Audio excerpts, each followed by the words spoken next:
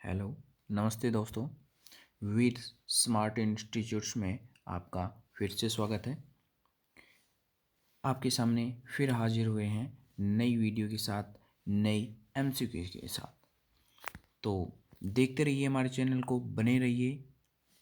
चलो स्टार्ट करते हैं क्वेश्चन नंबर 1 से। हो सकता है आज मेरी आवाज़ सही न आए क्योंकि थोड़ी गले में खराश है, जिसके कारण से बोलने में थोड़ी दिक्कत हो रही है। और यह वीडियो लेट इसलिए हो गई क्योंकि दिन भर टाइम नहीं मिल पाया, थोड़ा बिजी शेड्यूल था आज। मैं कोशिश करूँगा कि वीडियो आपको टाइम टू टाइम मिलती रहे, तो इसके लिए क्षमा प्रार्थी रहूँगा। चलो शुरू करते हैं। क्वेश्चन नंबर 1, हेलरीज परियोजना का उद्घाटन किसके द्वारा किया गया था?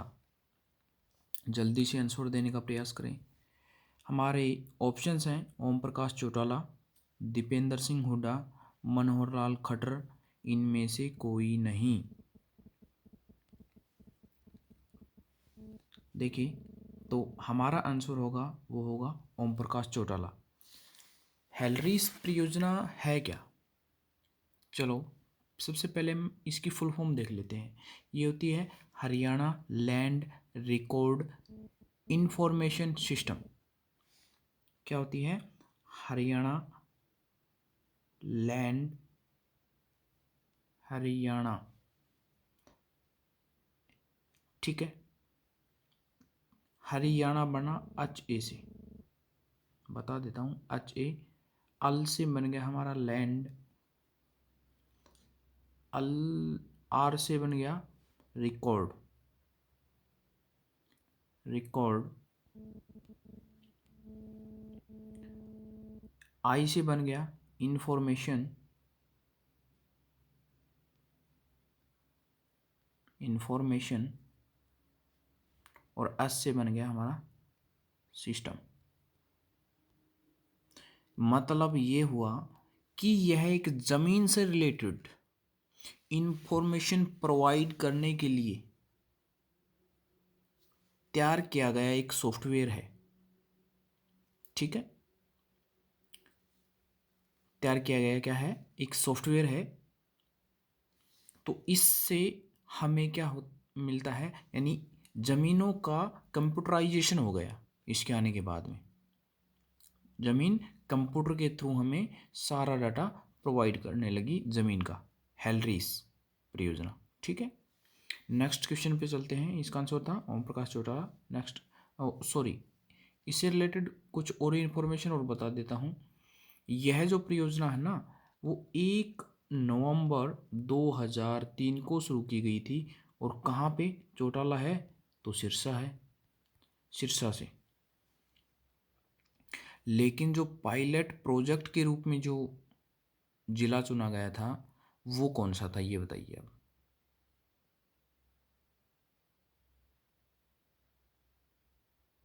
ठीक है, ये क्वेश्चन आपके लिए छोड़ देते हैं। नेक्स्ट क्वेश्चन, गांव के सभी भूस्वामियों की संयुक्त रूप से सामुदायिक भूमि को क्या कहते हैं? यानी गांव के जो मालिक हैं भूमि के, जो स्वामी हैं भूमि के, उनको इकट्ठा, मतलब सभी मालिकों को हम क्या कहते हैं, वो बताना है। जल्दी से जवाब दीजिए। हमारे जो ऑप्शंस हैं वो हैं सामलात, सामलात नहीं होगा, सामलात ढोला, सामलात देह और आबादी देह। जल्दी से बताने का प्रयास करें। तो ये हमारा आंसर होगा सामलात देह, ठीक है। क्या होगा? सामलात देह होगा, सामलात देह हमारा आंसर होगा। सामलात क्या होगा, होता ही है? सामलात वो भूमि होती है, मतलब ये भी सामलात में होती है, समुदाय की भूमि होती है। ये भी, यह भी भूमि समुदाय की होती है, एक समुदाय से जुड़ी हुई भूमि होती है। लेकिन यह भूमि में क्या होता है, यह भूमि जो ग्रामीण होते हैं वो उसको खाली छोड़ देते हैं।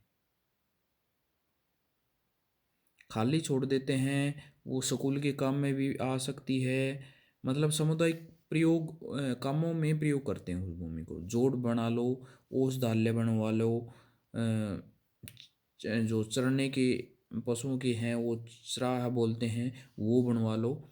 तो मतलब ये भी ग्रामीणों के द्वारा छोड़ी गई भूमि होती है, जो संयुक्त भूमि होती है, इनके भी स्वामी होते हैं। ठीक है, सामलात देह में सेम होता है, लेकिन सामलात देह क्या होता है, यह खाली नहीं छोड़ी जाती, इसको प्रयोग में लेते हैं। किसके लिए? फसल उपजाने के लिए यह सामलात देह होती है। ठीक है, सामलात पाना भी होता है, सामलात ढोला भी होता है। इनके बारे में भी थोड़ा थोड़ा बता देता हूँ। सामलात ढोला, और देखिए सामलात ढोला के बारे में देख लीजिए आप। सामलात ढोला होता है कि यह भी देखिए तीनों सामलात हैं, तो मतलब तीनों में ही भूस्वामी होंगे, मतलब बहुत सारे स्वामी होंगे जमीन के। ठीक है, सामुदायिक भूमि होती है सामलात, मतलब सामुदायिक भूमि होगी। ठीक है, तो जो सामलात ढोला होता है वो होता है एक जाट गोत्र, जाट होते हैं ना, वो एक ही गोत्र के हों और उनकी ज़मीन हो ना, तो उसको हम सामलात ठोला बोलते हैं। सामलात ठोला बोलते हैं उस ज़मीन को हम, मतलब जाटों की ज़मीन है वो, और एक ही गोत्र की जाट है वो, उसको हम सामलात ठोला बोलते हैं। ठीक है, नेक्स्ट क्वेश्चन, एक बीघा में कितने कनाल होते हैं? एक बीघा में कितने कनाल होते हैं? हमारे पास ऑप्शन 4 हैं, 8 कनाल, 5 कनाल, 6 कनाल, 4 कनाल। तो एक बीघा होता है, उसके अंदर एक बीघा के अंदर 4 कनाल होते हैं। 8 कनाल के अंदर हमारा 1 किला बन जाता है भाई। 8 कनाल में 1 किला बन जाता है, और एक कनाल के अंदर 20 मरला जमीन होती है। 20 मरला, मरला। ठीक है, सॉरी, यहाँ पे लिख देता हूँ दोबारा से। एक कनाल, ठीक है, एक कनाल के हमारे पास 20 मरला ज़मीन होती है, और एक मरला जो है हमारे पास, एक मरला 9 वर्ग क्रम के बराबर होता है। 9 वर्ग क्रम के बराबर होता है। ठीक है, एक मरला 9 वर्ग क्रम के बराबर होता है, जबकि एक क्रम है, एक क्रम 5.5 फुट, 5.5 फुट या फिट कह लो, इसके बराबर होता है। देखिए ये एक एक ये क्या है? क्रम है। एक क्रम लंबाई है, एक क्रम चौड़ाई है। ठीक है, तो इसको हम क्या बोलेंगे? सरसाई। सरसाही भी बोलते हैं और सरसाई भी बोलते हैं। ठीक है, जब हमारी एमसीक्यू की क्लासें ख़त्म हो जाएंगी, तो जब थ्योरेटिकल क्लास होगी उसमें हम संपूर्ण जानकारी देंगे इन चीज़ों की। ठीक है, एमसीक्यू में हम थोड़ा थोड़ा बता देते हैं, ताकि नेक्स्ट कोई भी क्वेश्चन आए तो हम उसको कितना रिकॉल करते हैं। ठीक है, इसीलिए मैं थोड़ा बता रहा हूँ इनके बारे में। नेक्स्ट क्वेश्चन पे चलते हैं। किसी भी प्रकार की भूमि पर कोई भी बसा हुआ क्षेत्र क्या कहलाता है? यानी कोई भी भूमि हो, चाहे वो खेती की भूमि हो, चाहे खेती की भूमि, खेती योग्य भूमि ना हो वो, ठीक है, तो उसके ऊपर जो बसा हुआ जो क्षेत्र होता है उसको हम क्या बोलते हैं? आबादी बोलते हैं। आपने बड़े बुजुर्गों से सुना भी होगा कि गांव में बोलते हैं, आबादी की ज़मीन है उसमें रहो हमें, आबादी की ज़मीन है उसमें बसासत हो रही है।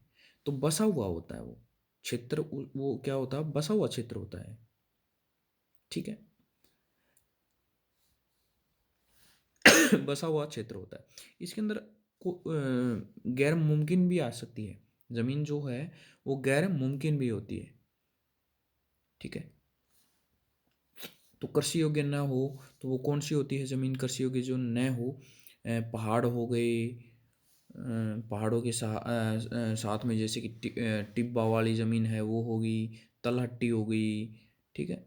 ये इस प्रकार की जो ज़मीनें होती हैं ना वो आबादी वाली कहलाते हैं, ठीक है। उनके ऊपर कोई ना कोई बसासत हो गई होती है, ठीक है। और आबादी देह कौन सी होती है? आबादी देह कौन सी होती है? खेती योग्य भूमि पर यदि कोई बस जाता है तो उस क्षेत्र को हम बोलते हैं आबादी देह, ठीक है। पन्ना, पन्ना से आप वाकिफ होंगे, पन्ना शब्द गांव में यूज होता है। हमारा पन्ना कौन है? वो दूसरा पन्ना का है, ठीक है। तो ये भी एक अलग से क्षेत्र होता है, ठीक है, जहां पर लोग निवास करते हैं। नेक्स्ट क्वेश्चन, हेलरीज को अपग्रेड कर क्या कहा जाने लगा? यानी हेलरीज हमें क्या देता था? इंफॉर्मेशन देता था। किसकी देता था?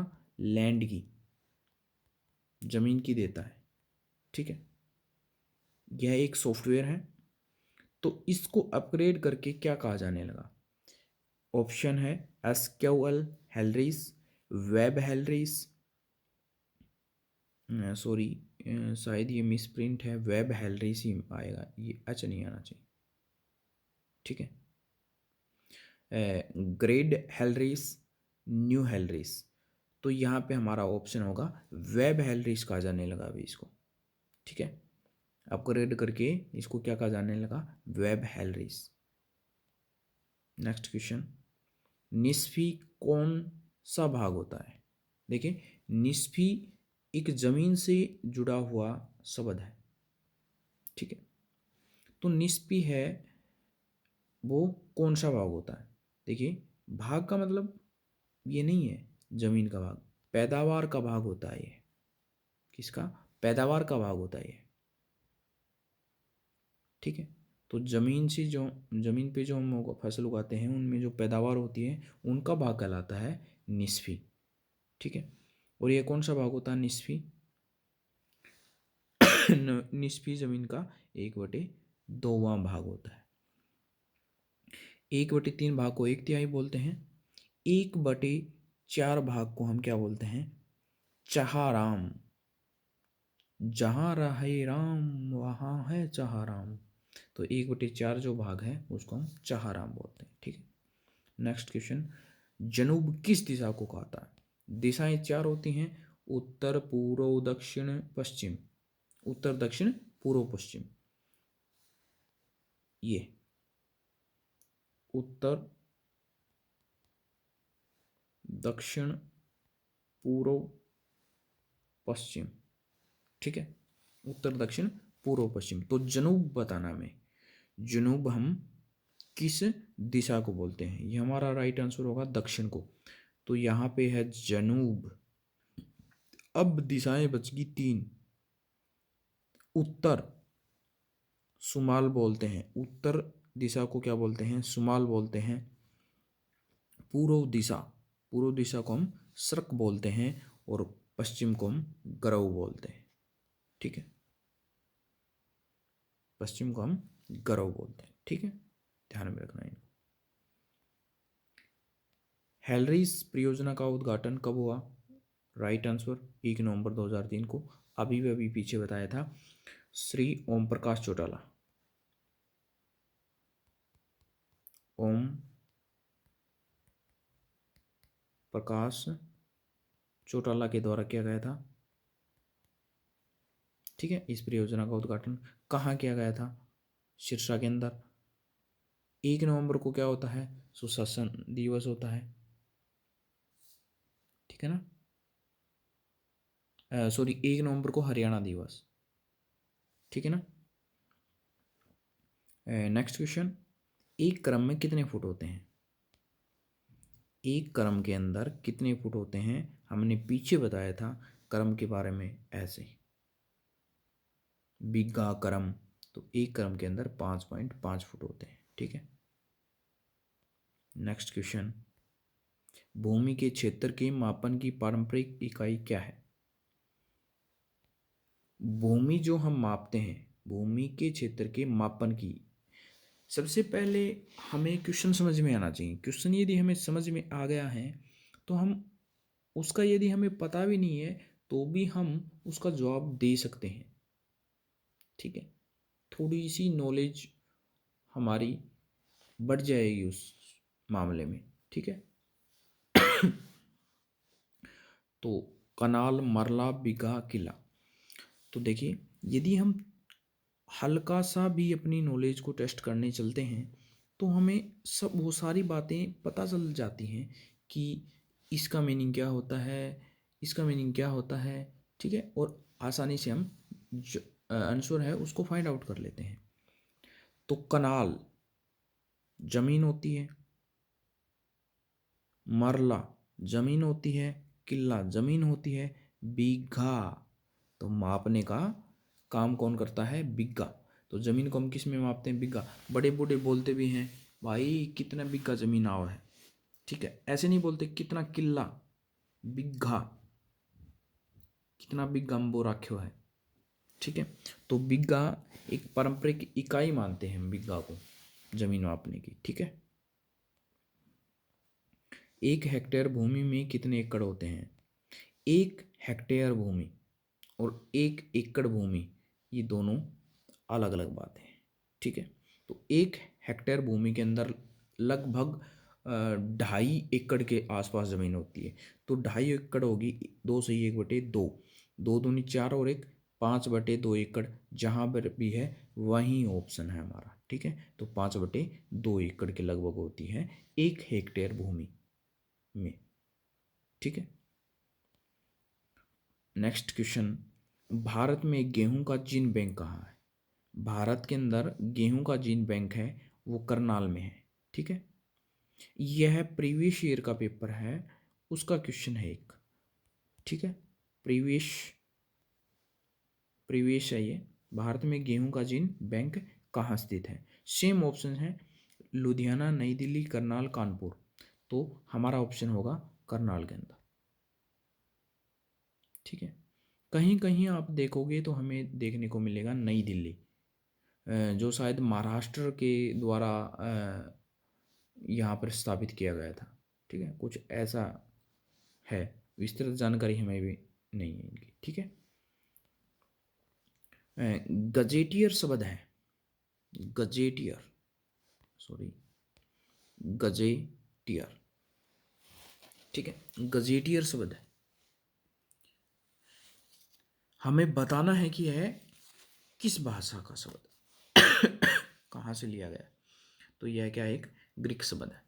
इसके बारे में ज़्यादा जानकारी हम देंगे जब हम गजेटियर के बारे में पूरी विस्तृत जानकारी लेके आएंगे। उसके ऊपर एमसीक्यू आधारित होकर जो क्वेश्चन बनेंगे एमसीक्यू, तब हम उसके बारे में बताएंगे गजेटियर के बारे में आपको। ठीक है। एक बार इतना ही ध्यान में रखो कि गजेटियर जो है वो एक क्या है? ग्रीक शब्द है। ठीक है। नेक्स्ट क्वेश्चन, भूमिदारों की वंशावली किसमें होती है? यानी जो वंश हमारा चलता आता है, मतलब दादा है, पिताजी हैं, फिर हम हैं, फिर हमारे बच्चे हैं, इस प्रकार से जो वंशावली चलती आ रही है भूमि के मालिकों की, भूमिदारों की। ठीक है। तो वो किस में होती है? सजरा के अंदर तो एक मैप मान लो, सजरा के अंदर क्या होता है? मैप होता है। ठीक है। जमाबंदी, जमाबंदी के अंदर तो हमारी जानकारियाँ होगी कि मालिक कौन है, बोने की क्या क्या उस ज़मीन के अंदर अभी फसल है। तो मतलब ये तमाम प्रकार के अधिकारों की एक पुस्तक मान लीजिए इसको, यह भी एक पुस्तक टाइप में ही हो गया। ठीक है। मुस्त्री क्या होता है? जो ज़मीन को खरीदता है वो मुस्त्री बोलते हैं उसको। ठीक है। तो हमारे पास एक ऑप्शन बचता है सजरा नसब। तो सजरा नसब जो होता है वो भूमिदारों की वंशावली उसके अंदर सजरा नसब के अंदर होती है। ठीक है। सजरा नस्ब के अंदर जो भूमि के मालिक हैं उनकी वंशावली निहित होती है। ठीक है। नेक्स्ट क्वेश्चन, भूमि अभिलेखों के कंप्यूटरीकरण के लिए किसे पायलट जिले के रूप में चुना गया था? अच्छा क्वेश्चन है कि जो हेलरिस परियोजना आई ना, ठीक है, तो सारा डाटा अभी आप देख रहे होंगे ऑनलाइन सिस्टम होती है, ऑनलाइन ही हम निकलवा के लाते हैं हमारी ज़मीन की।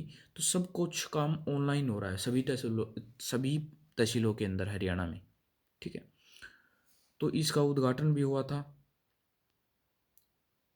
1 नवंबर को 2003 हरियाणा दिवस के ऊपर, ठीक है, सिरसा जिले में। तो पायलट प्रोजेक्ट के रूप में जो जिला चुना गया था वो कौन सा है, हमें ये बताना है, ठीक है। रेवाड़ी, रेवाड़ी को पायलट प्रोजेक्ट के रूप में चुना गया था, ठीक है। नेक्स्ट क्वेश्चन लेते हैं। नहर व कुएं के अलावा सिंचित भूमि को क्या कहते हैं या क्या कहलाती है, ठीक है। देखिए बरानी वर्षा के ऊपर निर्भर होगी। चहाराम, अभी अभी पीछे आया था वही चहाराम,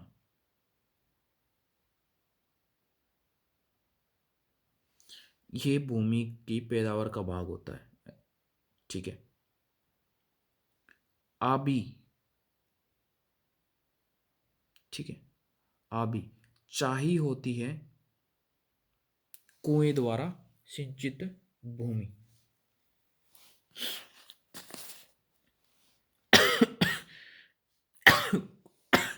कुएं द्वारा कुएं द्वारा सिंचित भूमि को चाही बोलते हैं। तो आ भी हमारा ऑप्शन बी राइट ऑप्शन है। बंजर कदीम कितनी फसलों तक खाली रही भूमि को बोलते हैं? एक होता है बंजर कदीम